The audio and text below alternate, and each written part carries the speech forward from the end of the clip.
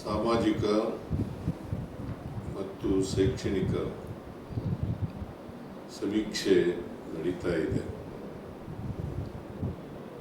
ಕೆಲವೇ ದಿನಗಳು ಬಾಕಿ ಉಳಿದಿವೆ. ಈ ಸಮೀಕ್ಷೆಯಲ್ಲಿ ಎಲ್ಲರೂ ಭಾಗವಹಿಸಬೇಕಾಗಿ ವಿನಂತಿ ಮಾಡಿಕೊಳ್ತಾ ಇದ್ದೇನೆ. ಕಾರಣ ಯಾಕಪ್ಪ ಅಂತಂದರೆ, ಇದು ಬರೀ ಹಿಂದುಳಿದ ಜಾತಿಗಳ ಸಮೀಕ್ಷೆ ಅಲ್ಲ, ಅಥವಾ ಇನ್ಯಾವುದೋ ಜನಾಂಗದ ಸಮೀಕ್ಷೆ ಅಲ್ಲ. ಇದು ಕರ್ನಾಟಕದ ಎಲ್ಲ ಜನರ ಸಮೀಕ್ಷೆ.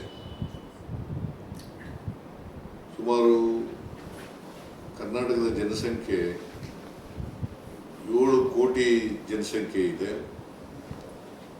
ಈ 7 ಕೋಟಿ ಜನರ ಸಾಮಾಜಿಕ, ಶೈಕ್ಷಣಿಕ, ಆರ್ಥಿಕ ಸ್ಥಿತಿಗತಿಗಳನ್ನು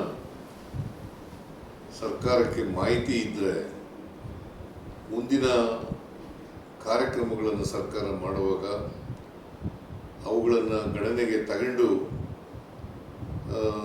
ಕಾರ್ಯಕ್ರಮಗಳನ್ನು ರೂಪಿಸಲಿಕ್ಕೆ ಸಾಧ್ಯ ಆಗ್ತದೆ.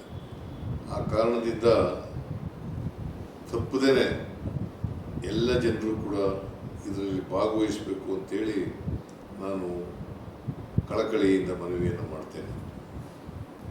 ಮತ್ತು ಈ ಮಧ್ಯೆ ಕೆಲವು ಅಪಪ್ರಚಾರ ಮಾಡ್ತಾ ಇದ್ದಾರೆ.